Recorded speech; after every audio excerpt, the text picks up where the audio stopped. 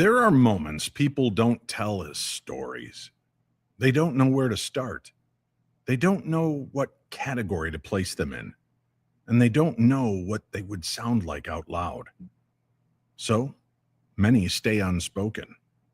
Tonight's conversation begins in that space, in a place where words fail us and understanding may never truly be achieved. These are simply moments that exist, whether we're comfortable with them or not. I'm Dave Schrader, and welcome. This is the Paranormal 60. I'm not gonna stand here and listen to this baloney. He won't float. He doesn't stand for baloney.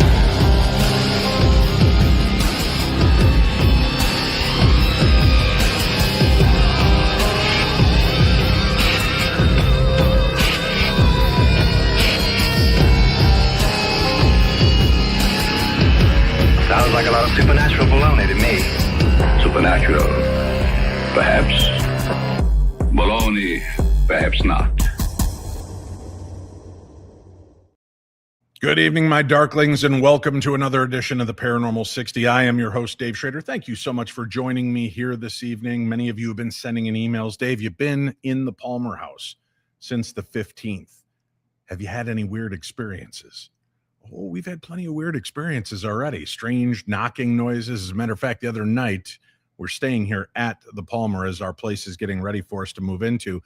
And we have a little apartment upstairs. And you could hear what sounded like somebody dragging their hands across all the hangers in the closet. And at first, we thought we were hallucinating to what was going on. So we got up and opened the closet door, and lo and behold, they're swinging inside the closet. We've had some guests stop in. Some have told me their ghost stories and things that have occurred here. Many strange connections to people that have been here and ended up having relatives that worked here at one time or friends. It's pretty exciting. I will keep you abreast of what else is going on as we continue to learn more about the Palmer House Hotel. For those of you that have been living in a dark, shallow cave somewhere, I purchased the Palmer House Hotel, Restaurant, and Pub in Sauk Center, Minnesota. It is haunted, it is historic, it is fantastic, and it is now mine. I'm very excited to share it with all of you, and I'll be doing many of the shows right here from inside the Palmer House. And you too could be here with me, enjoying it. Look at the fire. It's all cozy. This isn't even fake background. This is the real deal. I finally have a nice backdrop. All right, let's get going tonight. Tonight's an interesting conversation. This gentleman reached out to me through another social media and said that he's had a lot of strange experiences and would like to talk to me about them. And I love when I'm able to communicate with somebody who maybe doesn't have the same forum, doesn't necessarily get all these stories out to the same public. So it's really great to be able to meet somebody like this, bring them on and give them a chance to shine. Joining me for this evening's program, Jason Tavares. Jason, thank you so much for being here. Oh, thank you for having me. Man, now I've got to know, obviously you gave me a list of some of the strange things and encounters you've had. Without getting into them individually at this point, has your life always had strange things taking place, or was there kind of a genesis point for you where things suddenly sprang to life and you began being very aware of the paranormal? I think it began, I would say, if there was a one point that I could say this is the exact time period, it would be probably around 1994. 1994. Okay. Yeah. And that's to be on, 1993, to be exact. After that, things weren't necessarily weekly or monthly or anything like that, but it was more apparent. And as time went on, I realized it was something that would be constant in my life. Maybe not from that one instance, but me being open to strange events taking place. Well, do you mind taking us back to that moment in 1993, 1994? What was that awakening moment for you? Well, I was a soldier on active duty at Fort Campbell for 4 years with the field artillery. Well, thank you for serving. Thank you. Oh, no problem. No problem. I had a friend who, I hate to say it this way, but he basically got killed in a car accident coming back from Nashville, Tennessee. And for the longest time, I always thought the soldier he was driving with, because he was the passenger, it killed him in a sense out of recklessness, because they both went out. And it came down to it in the end that it was due to fatigue and not drinking. But the soldier that did it to him did it to another soldier a year later. Didn't kill him, but they were both in critical condition. Wow. So to get back to my friend who had been killed, we were young and dumb kids. So me being a dumb kid and a lot of the other kids, in my unit, we were young.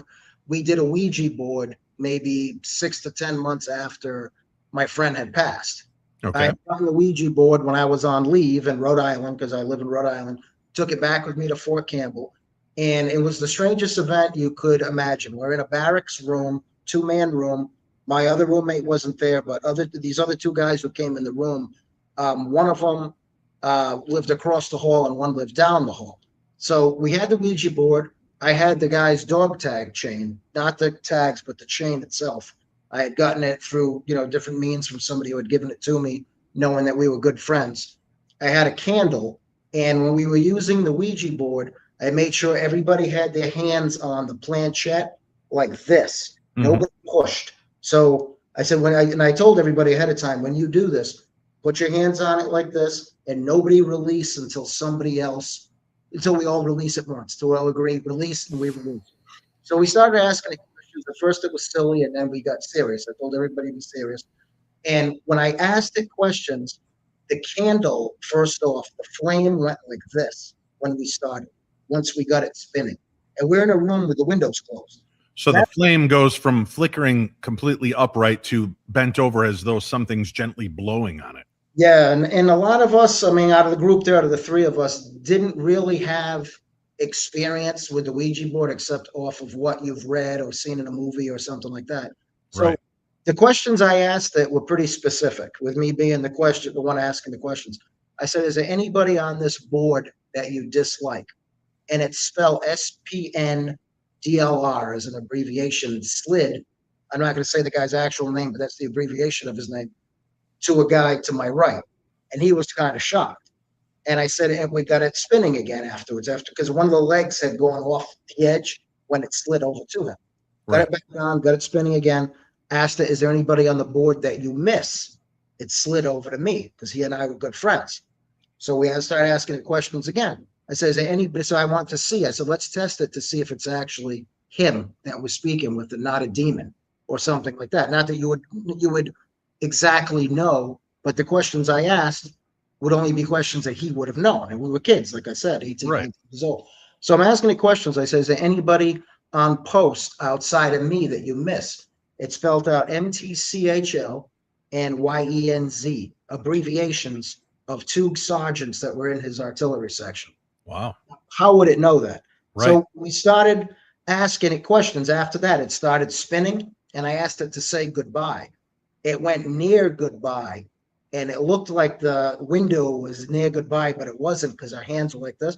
I said, nobody remove your hands. Wait till it says goodbye. Please say goodbye. It spun again and went over to goodbye. I boxed it and never opened it again. This is the last time I ever used it, and I got rid of it maybe 6 years ago when I sold my condominium. So I had it that long in my house, but never opened. That was enough for you. That moment of communication with your friend was enough. It didn't entice you to go back and try to communicate with him further? No, because with the board, I found it that odd that, let's say it was a demon. How would it know how to spell, though? How would it even know in a million years? It's a post full of thousands of people. We had a unit with like 90 guys in it. It spelled 2 names, abbreviated MTCHL and YENZ, for these 2 sergeants that were in his section. How would something ever know that? And it was just, I love paranormal, but it's not something I'd ever want to touch again. And I never did a seance in my life either, and I don't think I ever will either in that aspect or anywhere else. So you believe that was kind of the moment that the door of your consciousness opened and you became aware of a much bigger world. Yeah, absolutely. Yeah. And so much has happened to me since, not weekly, not monthly, like I said, but I have stories that you could ask me now and I'll tell you, and you could ask me 10 years from now, I'll tell you the same story. So, just like that one. Now, things are just very unexplainable. A few weeks ago on my other radio show, the Paranormal 360, I spoke with a couple who were stationed at Misawa Air Force Base in Japan. And they talked about the crazy amount of activity that took place over there. Throughout my years of hosting shows and meeting people, I've spoken to many different military personnel. so many of them tell me how crazy haunted the barracks are, the on-site housing for families. Many are trying to get off base, not because they're looking for independence, but because they're sharing their space with others. Have you found that in your military experience and work? Were there a lot of places that seem to be just filled with paranormal activity? For me, no, not outside of that experience. That was probably the only one. Because Fort Campbell was really my only active duty Mm-hmm. post that I was at. And then I went to the Guard and ended up going AGR, like Active Guard Reserve, years later. But yeah, on a post, I know I never really had anything like that, except for that experience that it technically wasn't even an experience that showed itself to you. We kind of dug in and got the result. It's Right. not it showed itself and said, here I am. We kind of, did something we technically, not that you shouldn't have done it, but you don't know what you're doing when you are doing it with the Ouija board. So here you are a little over 30 years, 32, 33 years later. Yeah. And you've had many different experiences. Now, Jason, with hindsight being 2020, do you ever look back beyond 93 and realize, oh, there were some other elements. There were other strange things as a child. I had an imaginary friend, or I saw a bat-like creature in the sky. Anything like that resonate with you now that maybe you pushed away as a child and now can see it a little bit more clearly for what it was? There was one more, and you're going to think I'm a total nut on this one. It was a summer of 1988. I was on my Okay. bicycle, and there's an extremely popular restaurant here in Rhode Island called Twin Oaks. So down the street from Twin Oaks is a road called Niantic Ave, and then you can go across the little bridge to a part of Providence. It's like a little wooded area. I had gone to a friend's house over there, and he wasn't home. So I think I was 14, 1988. I rode my bike up to the top of the street, and I stopped because of what I saw. Walking toward me on the other side of the road, sunny day in July 1988, I saw Abraham Lincoln. Now you're going to be like, oh, this guy's nuts. I saw a guy, total hat and everything, pulling on his jacket, looking around. He walked, took a left around the corner, and kept walking very slow as if he was just not lost, just admiring the area. I saw him go around the corner, so I rolled my bike from where I was on Niantic. There wasn't a street across from it, just the bridge, but at least 10 feet toward the bridge. Looked down that way, and he was gone. And the way it's set up, he would have had to done a full sprint and hit under a car for me to not see him. So I ended up moving my bike even further now toward the bridge. It's not a busy bridge. There's no cars on it. Every now and again, a car will pass. It's not, a busy area. So I'm like not pedaling, but leaning on my handlebars like kids do and walking your bike, walking like this to see it. I'm looking and looking, and there's nothing there and nowhere he could have gone. Now, I rode my bike, which was only like a half mile away, full speed home. Got in the house, my father automatically, what did you do? He saw the look on my face, thought I was in trouble for something. I said, you won't believe what I just saw. I explained it. He goes, get in the car. He got in the car, he drove me over there. I showed him the exact spot. And I never forgot that my dad looked at me and said, Jay, I believe you 100%. He goes, where did you see it? And I said, right here. He goes, I've seen things in my life that I can't explain to this day. And he goes, I totally believe you. And he goes, are you scared? And I said, I was shocked. I said, I thought it was like a costume until he went around the corner. And then when I saw him, I couldn't see him anymore. And I went across on the bridge over there. Not that it's, like I said, it's not a busy bridge. It's nothing like that. I had my chest kind of sort of on my handlebars, walking across to see him. He was gone. And there's nowhere he could have gone. And my father was just like, wow, he goes, that's something. He goes, well, you'll always remember that. And it happened when I was 14, and I guess I always will. Yeah, that's wow. It's interesting. I've been to Rhode Island a handful of times, a couple of times with the Holzer Files TV show, but one of my very first events when I began doing this, and January 1st marks my 20th anniversary of doing paranormal broadcasts and radio. And we had decided, let's start doing some live events. And I had made friends with the guys from TAPS. And I'm sure being in Rhode Island, you're very familiar, right? And we were holding it at a hotel that was right there in Warwick. And I want to say there was a restaurant known like Trappers or something. It was very rustic looking, cabiny kind of, it was really neat. and it was like right off of the parking lot of the hotel. And we had set people up, and they were investigating, and we had Steve Gonzalez and another one of the investigators was part of that, Paula Donovan at the time. And we had broken them up into 2 different floors, one in the basement, one on the 1 floor. And that's where the hauntings were known to take place. There were 2 rooms there, one on each floor. So we had the people broken up. And about an hour into the investigation, this gentleman comes down in the lobby, and he's walking around, and he's rubbing his throat, and he's wincing, and he looks, and I'm like, do you need some water? Are you okay? He goes, I don't know, man. So I was upstairs. I was in that room, and all of a sudden it got real hard to breathe, and I felt like I was almost like drowning. I felt like I was gargling on something. I didn't feel better till I got down on this floor. He goes, that's really weird. I don't know if I'm having an allergic reaction. And I'm like, well, just sit down and relax. Just sit down. It's okay. He goes, well, my wife's still going. I said, well, she'll come looking for you. This is the safe spot. We've told everybody if you get unnerved or uncomfortable, you could always meet in the lobby. So this guy's just kind of wandering around, and he doesn't stop rubbing his throat. And he's just, you could see he's very upset. Maybe about 20 minutes later, another gentleman enters into the lobby, and he's doing the same thing. And I go, what's going on? I don't know, man. I just feel like I was choking. I got in that one room upstairs. I felt like I was choking. I don't know how to explain it. I felt like I had fluid going down my throat. Yeah, I guess I can't get rid of it. It feels horrible. And the other guy goes, that's what happened to me. And he came over, and again, we start talking, trying to go to the place of logic. Maybe this is an allergic reaction of some sort. Maybe there's something triggering them.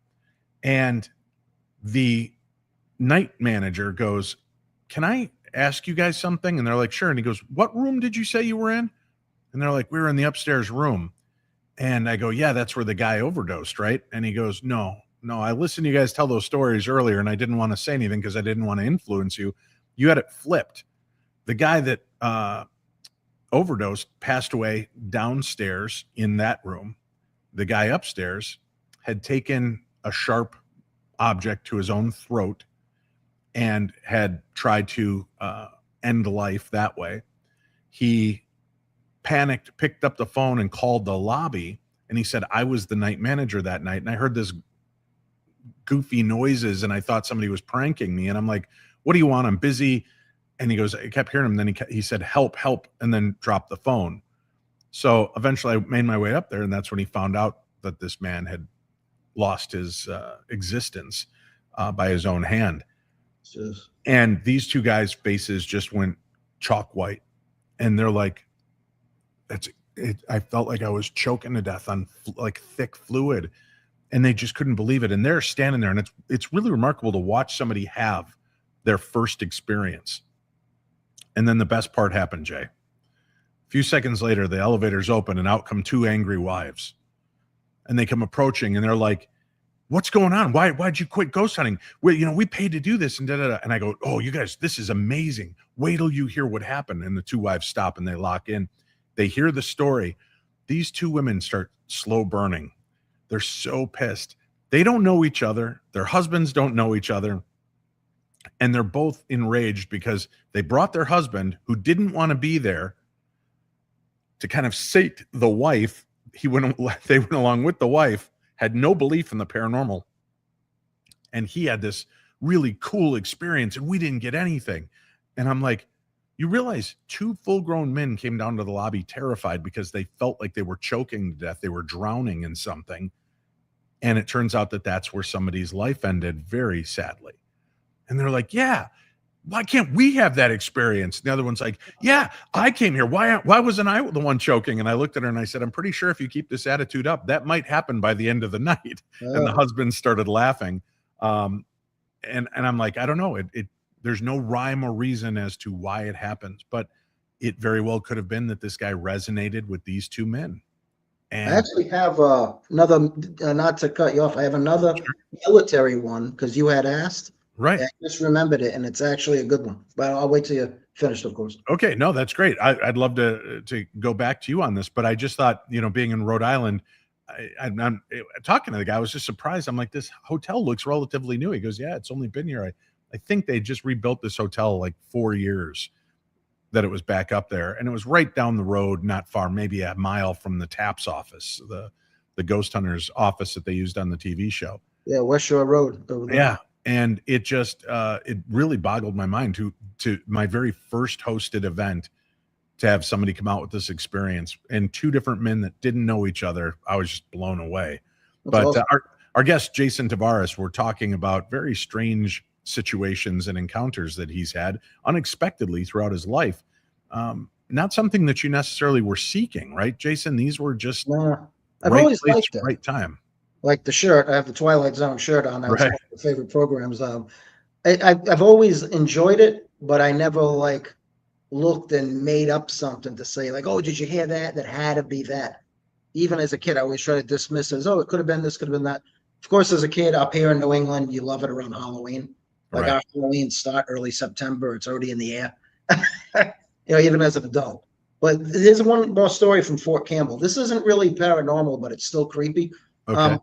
I was at my desk. We had these when the boss program kicked in. It's called Better Options for Single Soldiers. We could actually paint our rooms and have our rooms clean, but more like a dorm in a way. Okay. And it kicked in around 1993, 1994. I was only there from 92 to 96. So here it is. I'm in my room. I'm off work and I'm in my uniform. And the way the cabinets were, they had like a door up here. When you open the door, you could pull down a little drawer in a sense that you could use as a desk, and you have like a wooden chair. So I'm in my uniform still. We had closed the business. I'm at my desk. A couple of my buddies come to my room and knock on the door. And they come in and like, hey, man, what's your problem? And I said, I don't have a problem. I said, what's going on? I said, we just walked up to you at the PX, at the ATM machine, to talk to you. You looked at us, took your money out, and walked away. And I said, okay, why would I do that? And they said, dude, we all said, my friend Mike and two other guys, all said they saw me. This is a sunny day, nice day, just like I saw Abraham Lincoln in Rhode Island in July of 88. Right. So I'm in my room and I said, what was I wearing? And they said, you were in civilian clothes. And I said, why would I put my uniform back on? And they all looked at each other like, oh, why did you put your uniform back on? I said, because I haven't left this room. I went, close the business at formation, chow, and here. And they're looking at each other like, dude, there's a guy who looks exactly like it. So we had a laugh about it, and that was it. A few weeks passed, I'm driving a vehicle called a Humanoid. It's like looks like a big ammo. It's a big ammo carrier. It's big as a school bus. And you always have to have a TC when you drive a military vehicle, meaning you're driving and you have somebody in the passenger seat. So this guy I had in the passenger seat sleeping. It was early in the day, driving down the road, weeks after these guys saw me. They said they saw me at the PX at the ATM machine. I'm driving. There's another Humanoid coming on this side of the road. I'm driving it. But the guy was a little heavier right here. His chin looked kind of like I have a little bit of fat here. When I was a kid, I weighed like 155. I weigh like 200 pounds now. This guy, looking at him in passing, probably weighed 175. It was as if looking at me maybe 10 years after that point. So I'm driving this Humanoid. It's a big vehicle, and I'm reaching over. I'll say the guy's name. His last name is Valancourt. I'm like, Valancourt. And I'm hitting the metal space between us. I said, look. And we're passing this guy. He didn't turn to look at me, but I'm looking at him, and it's me, but just a little bit heavier. And I assume that's the guy they saw at the PX. So when Valancourt woke up, he woke up just as we passed. He's like, man, he had the real Ohio country accent. He's like, man, he goes, why would you wake me up? I was up all night last night. So I explained, I had to tell you that. He goes, that's the stupidest thing. Why would you want to tell me that? I'm like, to me, it was something.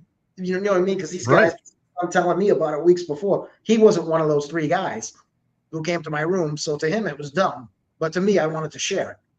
So that's the only other time that's the only time I physically saw what I believe they saw. So when I did go back and talk to Mike and the guys, I told them, I think I saw that guy.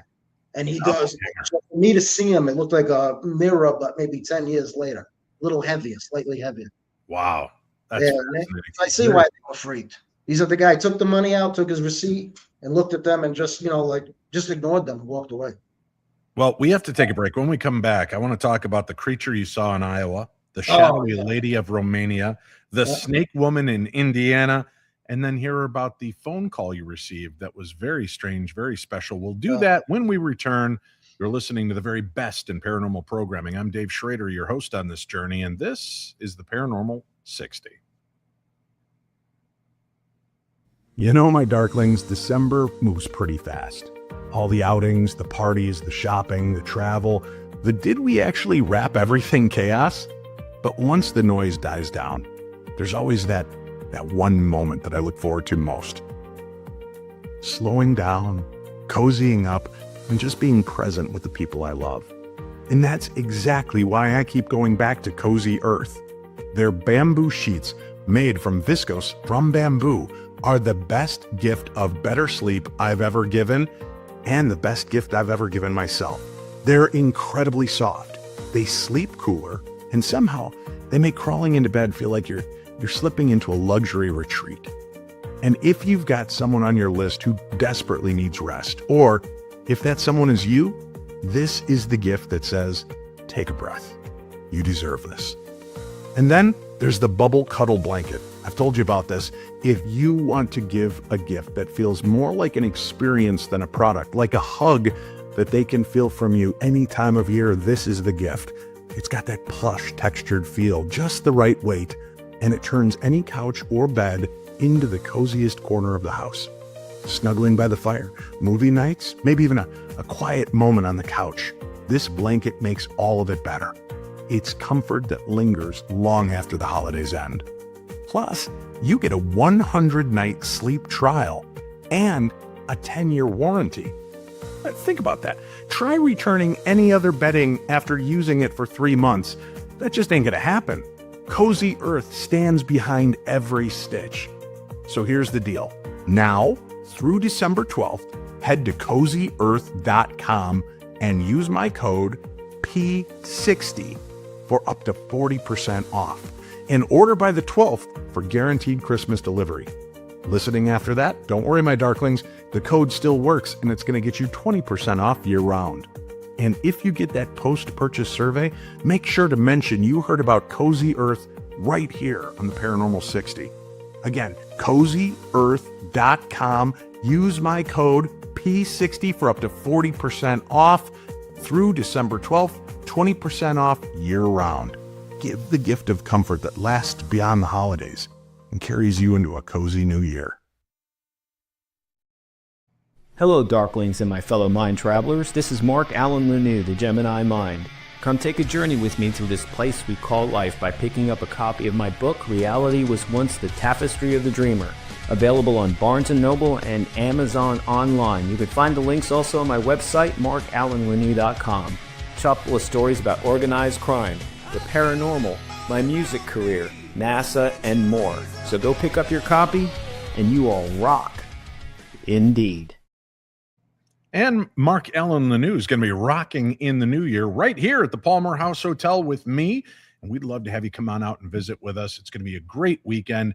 And it starts early, Wednesday this week, middle of the week. So if you want to come on out and have some fun with us, you can still book rooms, 320-351-9100. That's 320-351-9100. And if you book a Friday and Saturday night stay, I'll throw in Thursday night for you for free.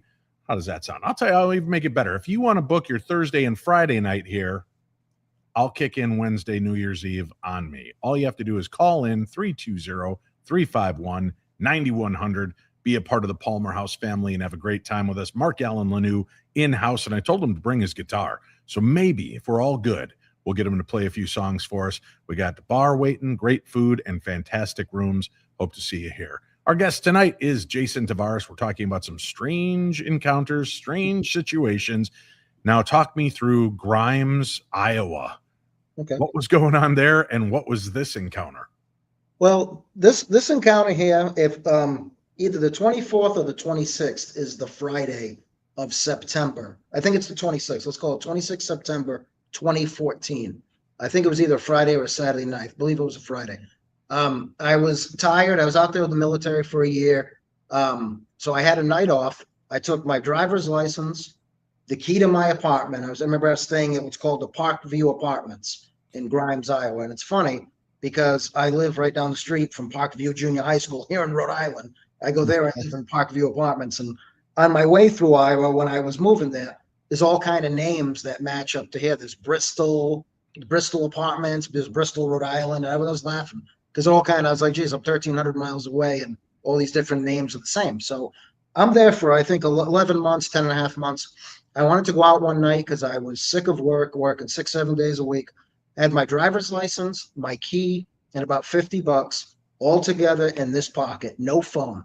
I had a BlackBerry when I was out there. This is happened in 2014, but I left there in 2015. So I think I didn't get rid of the BlackBerry until like 2018, 2019 when I was back here. I just got into modern technology. I go out that night, and I walked out of Parkview Apartments, side door of the building. There's a big tree. There's like a little, not a strip mall, but like a little plaza across the street of offices, and the lights in the parking lot, those tall lights that illuminate the lot. I believe there was 2 of those. No cars around, very quiet. The Grimes is starting to pick up now from a few friends I have made that I still talk to over the last 10 years that lived there. But then it was kind of still small townish. So I wanted to walk to this bar just to have a night out. I'm walking out that door under the tree. I get to the edge of the street. No phone, as I said, so I can't take pictures of anything. I look across the street in the lot, and I physically see a creature that I could not have seen. It was as black as a black piece of paper, or this shirt. It was this color black, looked like paper from me looking at it. I'd say 20 to 30 meters away across the street. It had a long, thin neck, a rabbit-type head, ears kind of like a rabbit, but front thin legs like a coyote or a wolf. And it was sitting there like this, looking around. Now, I saw it. No alcohol in my system. I don't do drugs. I was going out to have a few drinks that night, walking, so it shows I was responsible. Key, license, Rhode Island driver's license and money in my right pocket, jeans and a T-shirt. I look, and I remember the first thing I thought, if this thing comes after me, because it's not real, maybe I could jump up straight and grab the top of the stop sign and try to pull myself. That's like just the first thing that came to you, because I knew I couldn't turn around and run back to the building. It would have gotten me. And I'm looking at it. And this thing was sitting there looking like this, and it saw me and stopped. The only thing I believe, the only reason it didn't come after me is a car was coming in the distance, and you could hear music, probably like kids in a car. It turned its head, and it turned and ran behind the building. And it ran like that gargoyle in Ghostbusters. You know how it was cheap computer graphics back then? That's all they had. Right. How it kind of bounced. That's what I saw. Now, I still went to the bar that night because now I really needed a drink. Yeah, right. Went to the bar. The next day, I'm at work. I walked home afterwards after the bar. I'm walking home very apprehensive. Now, later at night in Grimes, there's like nobody around. So I'm walking around. There's no one around. Looking around. Never saw it again. The next day at work, I brought it up. I drew what I saw. And I showed it to a guy at work. And he's like, dude, what were you drinking last night? I said, I was heading to drink. I had no drink in me. I told him. So he keeps going to his office, coming back to mine with printed pictures. Hey, was it this? Hey, was it this? Finally, he comes back with one. He goes, was it this? And I said, that's what it was, but black. It looked like black paper. It was a Patagonian mara, which is a Venezuelan rodent. It stood. Now, I don't know if that's what it was, but of any description, that's what I saw with that picture. I took the picture and I kind of shaded it in. I said, that's what I saw last night. Nobody else believed me but him. He's the only guy in the office that believed me. Everyone else is like, dude, you're overworked or this and that. You do drugs or nothing? I said, I don't do drugs and I hardly even drink. I just had a few drinks that night. So long story short, I'm in Iowa for like, 10, 11 months. I meet a girl when I'm out there. I had a girlfriend here, but I met this girl who I wanted to put in a film. She worked at Subway and we're still friends today. So I made a film and it's called Iowa More Than You Know, like I-O-U, like Iowa, gotcha. I-O-U. And it came out pretty cool. It's like a ghost story. And I asked her to be in it. She worked at Subway and I built rapport with her by eating at Subway a lot. And so she started to, get adjusted to me coming in to the point that it was, hi. And she was like, hi, Jason, and so on and so forth. I asked her to be in the film, taught her mom, who I ended up meeting, how to use the camera. They're both Wiccan witches, which is cool because what are the odds you're going to meet 2 Wiccans after this happens to you? So Right. we started to be friends. We all We filmed the movie. We knocked the whole movie out in one day. It was a short film, 14 to 16-minute film. We worked like 8 hours on it. I'm very good at writing, so I had all the scenes, went out because I had a lot of free time out there. Found all my areas we were going to film in, plus they knew areas, and she knew how to dress, so she made the character fantastic. And they're just the nicest people. I'm with them. That afterwards, I decided, I say, hey, let me take you guys to dinner. You guys worked all day and everything like that. We're out eating dinner, and I'm explaining what I saw. And they're like, really? Like that? And they said, well, why don't you come by my house tonight? The mother said, Amelia, will come over as well. She's going through her books, and she shows me that Patagonian Mara thing, the one I shaded in that the other guy I worked with printed. And I said, yeah, that's it. And she goes, that's a demonic creature that you saw. And I was like, really? And I said, is it a Patagonian Mara? She goes, it looks like one, but it had a different name in her book. But she literally came up out of the basement, showed me the picture, and I said, yeah, that's it. Wow. Now, my landlord, I explained it to, the lady who made sure she had a house right next to the Parkview Apartments, this lady. I explained it to her. I ran into her at the gas station one day, and she was sitting outside on one of those metal barriers just having a soda. Like not metal barriers, but the ones you see at the end of a road. They had one in this one. She's sitting there. I went over, started talking to her, and she goes, wow, that's creepy, and da-da-da. And she goes, hey, you ever been to the Villisca house? Because the Villisca house, one of the most heinous murders in the United States in 1912, I believe, when the Titanic sank, or around that time, was about 2 hours away. I didn't get to stay there, but that's what she and I were talking about at that point. And I explained what I saw. Months later now, I'm back in Rhode Island. Let's say it's 8 months later. She calls me. She said she was at her house, sitting in her driveway. The house is next door to the Parkview Apartments. And she's sitting there, and she saw a man's shadow on the Parkview Apartments outside. And she goes, it must have been standing there watching me because it ran the length of the building and disappeared. And I said, what did it look like? She goes, it looked like a shadow. It was against the building. I said, well, what I saw was in a lot. It was just a black figure. And she goes, I know, but I'm telling you what I saw. She goes, and nobody could have cast that shadow. So now she was seeing things after me telling her this story. Now, my friend, who I made the movie with, she works in that little strip mall thing across from the Parkview Apartments. She's been working there for years. She goes, every time I eat lunch, Jason, she goes, I look out the window, because we text more around Halloween, and she goes, to see if I can see your monster. And, I've never seen it, but I always look out for it. But that's insane, huh? Yeah. It's totally nuts. And I told so many people about it, too. I remember calling my friend Andy, he lived in Florida. And I said, dude, and he believed me right away, because he goes, only you. He goes, I believe you saw that, because even weird people are attracted to you. People that look odd, they'll be in a room and they'll look around and look right at me and come talk to me. And he used to laugh. He goes, we've got 100 people in the room. The guy walks right up to you. And I said, you called it. You know what happened. But that's a creepy experience. And I think it gave me a lot, because I felt so honored to have seen it in a way. It didn't attack you, and you got to see something that I don't think anybody else that I know has ever seen. And it couldn't be mistaken for anything. And I've talked about it a million times. What could it be mistaken for? It looked like black paper. It looked like a creature made out of black paper. The way it moved like this when it was looking around, the way it looked at me. And I looked, and I remember poking myself, like squeezing myself right here, like I do sometimes when I want to see if something's real. I'm like, I'm awake. I said, there's nobody around. The only thing that saved me was that car coming up the road when you heard the music. It looked and took off behind the building. Yet another reason to not visit the great state of Iowa. There's a lot of mysterious stuff out there, because it's an endless highway. You can drive forever, and then it goes into Nebraska, which is the same thing. Well, let's take us now to an even more exotic land, Indiana. Oh yeah.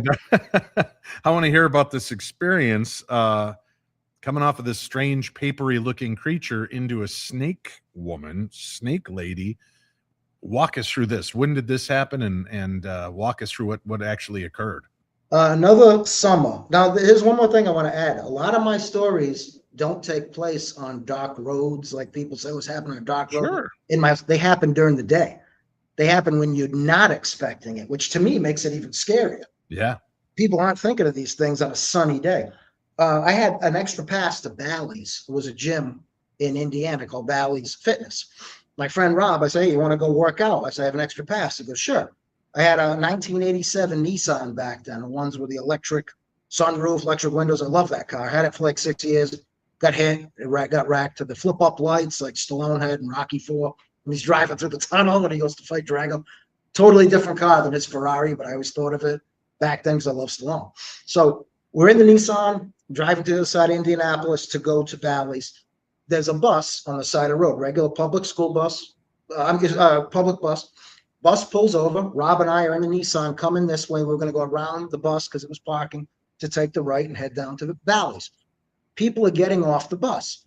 I happened to look, and apparently he did too. I didn't look at him looking, but I looked, and a woman got off the bus with a trench on, and her hair, the only way I can describe it, I don't have a rag in here. Actually, I do. The only way I can describe it is this. She had her hair, with her coat, she looked at us, her hair did this. Her hair flipped like she flipped her hair, and I saw a snake, a complete cobra. And it went that quick, right back to a person. She turned, and some people got on the bus, some people got up. I grabbed Rob in much in the same manner as I grabbed Valancourt in the Hemet that day when I saw myself at Fort Campbell. Reached over, grabbed Rob. I said, Rob, what did you see? Because he went, I heard him gasp. I said, what did you see? He goes, I didn't see anything. I said, dude, what did you see? And I pulled over in front of the bus, and I was going to get out and go over. He goes, don't get out, don't get out. I said, dude, what did you see? He goes, her face, it looked like a cobra. I was like, dude. So we went to the gym, checked in, free pass, got up there, did one set, and I said, I don't feel like working out. He goes, dude, I don't either. Got back in the car, drove to my house, and he goes, I'm going to head home, right? I said, okay. He headed home. He didn't talk about it anymore after about 2010, 2012. Now, this was 1997. Now, he lives in Miami at this point. I'm living back in Rhode Island. I only lived in Indiana for like 6 years. Good friend. We're still talk today, but we were like great friends back then. It bothered him to the point that he decided not to talk about it anymore without saying it. Because I had my girlfriend, we just started dating, the girl I'm with now, and I had her on the phone. I said, oh, you want to have the story? Just to back it up, I want you to hear my buddy Rob say it. Rob's like, yeah, I vaguely remember it. My nickname's Tavares. So he goes, hey, Tavares, I vaguely remember. I said, come on, dude. You talked about it for years. He goes, I just don't want to talk about it. Because it bothered him that much. So, and this is like during the day, grayish trench coat. She gets off. She's got like a dark skin kind of woman. She wasn't black. She wasn't Spanish, just like a tint to her skin. Because I remember looking and I saw her specifically, but it was as if she turned to look at us specifically in a car on a busy road. You know what I mean? It was like, we weren't going that fast. She just happened to look. The hair went like that, looked at us, and went right back in as if she went on the bus, but she went behind the bus. I went to go in front of the bus to park. Rob stops me, and I'll stick to that story under oath. Because It wasn't what I expected on my way to go do chest and triceps, you know?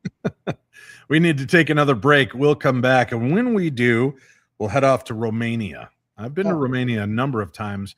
Have had some very strange things happen. I'd love to hear from our guest on that. So stay tuned. We've got more to discuss right here on the Paranormal 60. A new year is rapidly approaching, which means it's time to stop letting last year's chaos rent space in your head and in your heart. This is the season of new everything. New life, new love, new confidence, new jobs, and new chances to finally become the best version of you that you've dreamt of. And the universe? Well, it's practically standing on your lawn with a giant cosmic boombox blasting messages meant just for you. You just need the right conduit. And that's where Love and Lotus Tarot with Winnie Schrader comes in. Winnie doesn't just read cards. She translates destiny. He helps you see the opportunities lining up, the patterns trying to repeat, and the new beginnings that are already forming behind the scenes. Right on the heels of New Year comes Valentine's Day, which means love is in the air, or at least it should be. And if your love life has been more like a blue screen of death error, romance not found, don't panic, my friends. The universe is already trying to nudge you in the right direction. The cards are ready to be shuffled, your story is ready to turn the next page, and your next beginning is closer than you think. Book your reading now, or better yet, buy a reading for a friend. Visit lovelotustarot.com and start the year the way it deserves, with clarity, confidence, and maybe even finding the love that you deserve. That's lovelotustarot.com. Your destiny awaits. Hey guys, if you have checked out Stream Beacon TV and loved Paranormal Mysteries, the new series with Cindy, Shane, and myself, a new holiday special aired and it has been released now. It is an evening with the spirits. It is a live event that we did at a comedy club of all things, filmed the entire thing, telling some behind the scenes stories, having a great time. And the feedback has been fantastic. People really seem to love it. So if you haven't had a chance to watch it, you can go check it out on Stream Beacon TV. That's Stream Beacon TV. You can get the free app, watch it. You can subscribe and get access to horror, true crime, and the best in paranormal programming. That's your new one-stop spot. All right, we're back with our guest, Jason Tavares. And Jason, now we're going to head off to Romania. Why in the world would you go to Romania? What was the draw and allure for you to visit there? Well, in 2004, the girl I was dating back then said, "You want to go to Romania?" I found a company in Connecticut called the Tours of Terror. It's out of Derbyshire, Connecticut. Sure. And they have these trips that go to Romania. So I said, "Oh, of course." So I ended up doing the 2004 with her. And then in 2006, I did the England one, which was pretty awesome. So here I am, a little different than the Iowa story, which happened in September 26th of 2014, where I saw something that looked like black paper. No camera, BlackBerry was upstairs. This one here I took a picture of, but didn't know I took the picture. Here I am, and I think it was either Sibiu or Shigasora, where Vlad, I don't know, I don't want to quote it wrong. I do know it, but I can't think of it right now. The exact graveyard where Vlad the Impaler's family is supposed to be buried. Not Snagoff Island, where they say he's buried. Right. I think it's in Sibiu or Shigasora, one of those places. So we're in the graveyard, and this couple is getting married the next day in Transylvania, which is pretty cool. So I said, "Hey, I had my cardboard camera," I call them, you know, those disposable crank cameras. Right. I didn't even have a camera back then, and I didn't have a cell phone back then. I had a home phone attached to my, in my living room here in Rhode Island. So I got this camera. I said, "Hey, can I take your picture?" Their picture's in this, but I'm going to block their picture and show you guys a photograph and a blown up of what I saw, what I didn't see, but took a picture of. So here I am. We're walking around this graveyard. It was fogged the whole time I was there. All 7 days was fog, which was pretty awesome. So here we are in the graveyard, snap their picture, snapping other people's pictures, trip goes on. I think I ended up with 3 whole cameras in the end. I get back to Rhode Island in November of 2000, 2002, and I'm at CVS reading a magazine. Lady, now on these trips, things get crazy. So the lady at the counter, I'm reading the magazine. The lady goes, "Excuse me, are you Jason Tavares?" And I'm like, "Yeah." She goes, "Can you come up here?" I went, "Oh, crap." I thought there was something on the camera. You never know. I was, pretty young, still kind of crazy. Not, you know what I mean? Like, so I didn't know. I'm with you. I go up to the counter. She's going through the pictures. She goes, "You were in Europe, right?" I said, "Yeah." She slides the pictures and goes, "What's this?" And I pick up the picture and I'm like, "Oh my God." And I'm going to show you what it is. First I'm going to block the people that I took the picture of. And I hope you guys can see it. All right, I'm going to try to tilt it because this is the photo and this is the blown up. So do you see that right there where my finger is? That's this woman going up the stairs in the photo itself. Wow. Now, that's her blown up. And if you look at that picture, it's a black figure. Now, there was a real goth girl on the trip with me. She was standing next to me when I took the picture, not knowing I took the picture because I was taking the picture of these people I have my hand over. And that came up. So when this lady shows me this picture at CVS, she goes, "What's that?" And I went, "Oh my God." She goes, "That's a demonic spirit." She goes, "You got a photo of a demonic spirit." Now, I've had this picture on Keith. I don't know if you know Keith E. Johnson, Ghosts in Sure. Right. Yeah. Yeah, he's a buddy of mine. He was just in a movie I made too. He's going to be in a movie called Seemingly Curtis Cusbelch. He plays my ghost father in the film. It's like a 50-minute film that should be out probably next month. 50 to 60 minutes when it's done. And I've been on his show, and I did a show a while back. He was on my show twice. I've been on his show twice over the last 10 years. Nice guy. I had this on his show, and I showed him, and he goes, "Paranormal investigators will give their right arm to have a find like that." And I said, "I didn't really find it. I took it, these people, We were getting married the next day when we went through Borgo Pass into Transylvania, and that came up. Just happened to come up on a disposable cardboard job lot is where I bought a store job camera. That's Actually, put it off remarkable. my wall right up there. And for those of you listening and wishing you'd have been able to check it out, just go to the video and check in at about 46 minutes in to hear this story and see the actual story unfold and the photograph. It's strange. Now, what I did notice was that you mentioned that the creature in Iowa had kind of a long, skinny neck and a head. Yeah. This photograph seems to have kind of an elongated head as well, and or an elongated neck rather, and then kind of a strange, but again, it's dark black. I hate that light. I can't block that light. Oh, there you go. Yeah. Now you Yeah, can see. it's really remarkable, but Yeah. beautiful. I mean, it's a really interesting photograph. Looks like a bun in the back of her hair. And people always ask, though, like there's a funny story that goes along with this. Is pretty humorous. I had a condo for about 11 or 12 years. Sold it, bought this house in sold that in 2018, bought this in 2019. My friend Christy comes over one night, and we're friends from years ago, and she goes, "Oh, I'm seeing a new guy who's really into paranormal. Can he come over and see that picture?" Because I used to have it in my basement wall in my workout area with tons of other stuff. I said, "Sure." So guys, when they meet other guys, they have to act tough. This guy comes walking in, "Hey man, how you doing?" I said, "There's a Coors Light in the fridge, pictures of the bottom of the basement stairs, switches on the wall." And Christy goes, go check it out by yourself. She told me, he goes, "Yeah, I'm not scared of stuff like that." Guy goes downstairs, and I'm like this, the couch. You hear him go, "Holy crap!" In like a little voice for such a shocked guy. He came upstairs. He goes, "Dude, why would you have that on your wall?" And I said, "Because I took it by accident." I said, "If it wanted to do something to me, I would have probably done it by now." I said, and I've had it ever since. And that was, God, I've been here 7 years, so that'd be a while ago, over 10 years ago, 12 years ago. Do you still have the negative for it? I don't know. It's a good question. I might.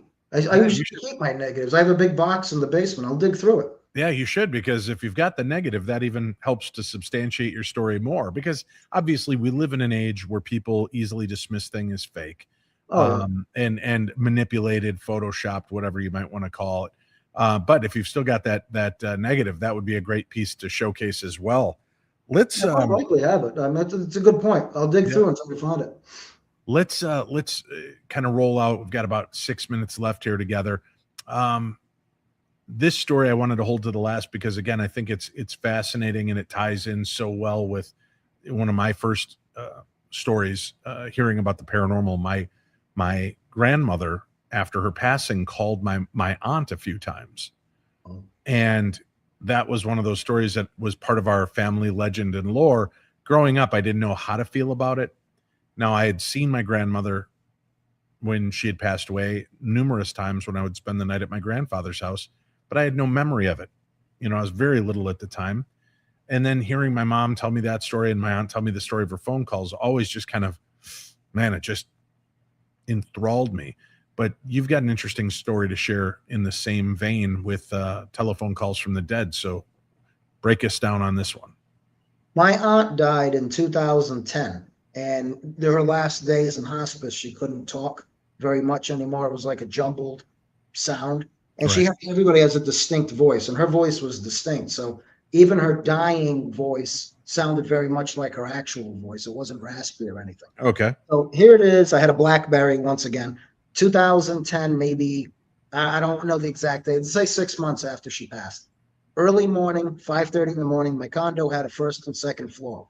So when I came out of the bathroom, all I saw was a tree and the road out there. That's what I was like, my view. I remember that view because I was holding my towel. Still dark, only the bathroom lights on, doors half closed. So I had a missed call. I picked it up, and I never had this reaction in my life to something that scared me. When I had the phone to my ear, listening to it, I literally pulled the phone away out of fear because it was a voicemail from a 012345 was the number, and it was her voice. And I'm not making fun of mimicking, but this is what it sounded like. He's like, "Oh, Jason," I was trying to say Jason, but like that struggling voice. I literally looked at it, and I remember stepping back, holding my towel, and I sat on the bed. And I'm frightened. So I saved it, and it used to save, I think, for 15 days. This only saved for like 7. So I played it that night. My mom worked till she was 75 years old as a nurse's aide. She just liked working. So she used to work 3 to 11. I went over her house. She comes home. She goes, "Oh, Jason, why are you here? Are you okay?" I said, "I want you to hear something." My mom's extremely religious. She sat on the couch, played it for her. She goes, "Oh, that's your Aunt Irene. How would you have a recording like that?" I said, "Look at it. It's 5:31 today." She went, "Okay, well, don't get scared. Your aunt loved you." She didn't think anything of it. Now, I played it for other people, and they were like, "What is that?" And I said, "My aunt that passed." And they were like, "No way." I was like, "That's her voice." And I played it for other family members who said, "I don't want to hear it. Don't play it for me. I don't want to hear it." I was like, "Okay." But I even played it for people that knew of my aunt but never met them. And I said, "What would you think this is if you just met me today and I played this for you?" And they said, "That's something, sounds like somebody's dying or something from somewhere else. Doesn't sound like it's earthbound."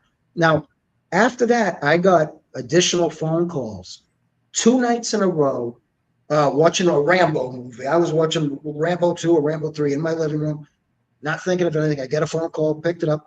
This number was all zeros, 7 zeros. And it was a girl with straight dialect, like an Indiana type of dialect, like no twang.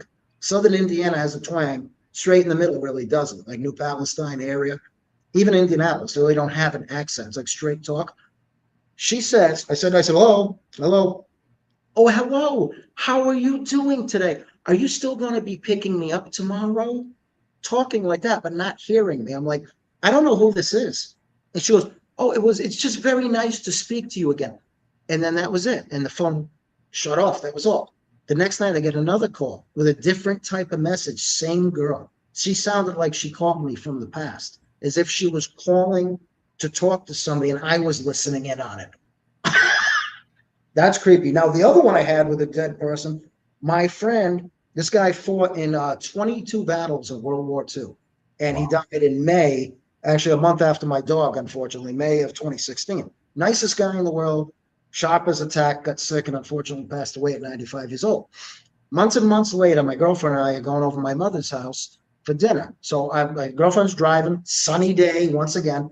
I'm in the passenger seat. And I called my mother to see if she needed me to pick anything up on the way there. We're about a mile away. She answers the phone, goes, "Hello," in his voice. And Gabby, my girlfriend driving, she went, "The chief?" Because his nickname was the chief because he was a chief in the military. And then my mom's voice comes on and goes, "Jason, what? What's wrong?" And I said, "I just heard Ed's voice." She goes, "Well, I don't know. You called me." I said, "You okay?" She goes, "Yeah." I said, "Okay." I didn't even ask if she needed anything. I said, "All right, I'll see you when I get there." I look at my girl and she's like, "Oh my God, that was Ed's voice." We both heard it.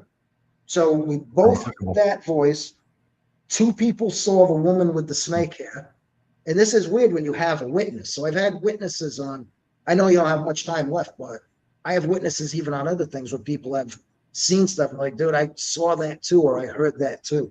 And it's a little bit of clarification for me. It's nice knowing I'm not the only one in it, but it's so excessive at times, and so real that it's bringing other people in to see it. Like it's making itself that apparent that others see it as well.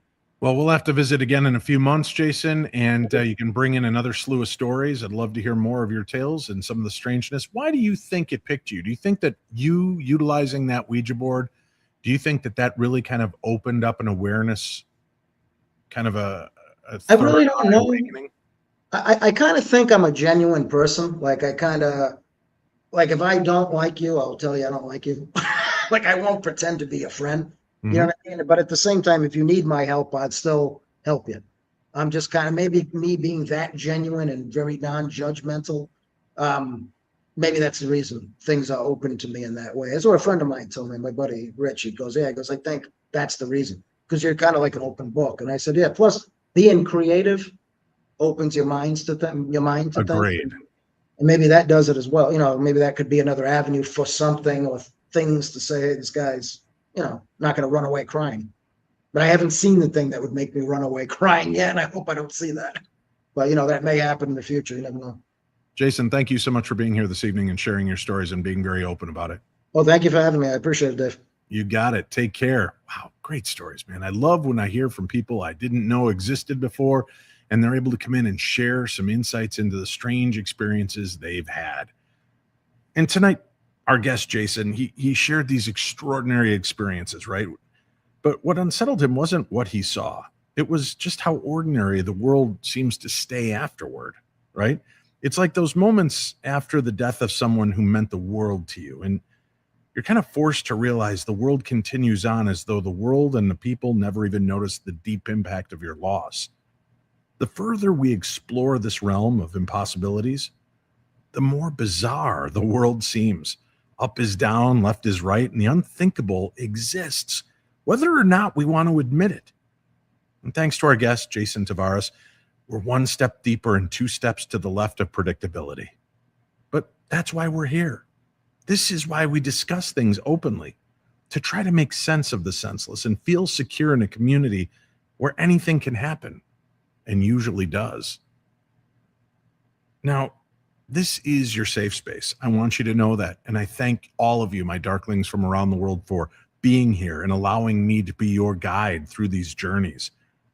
We are the spot where fascination overrides our senses, but knits us just a little closer together. Why? Because this is our Paranormal 60.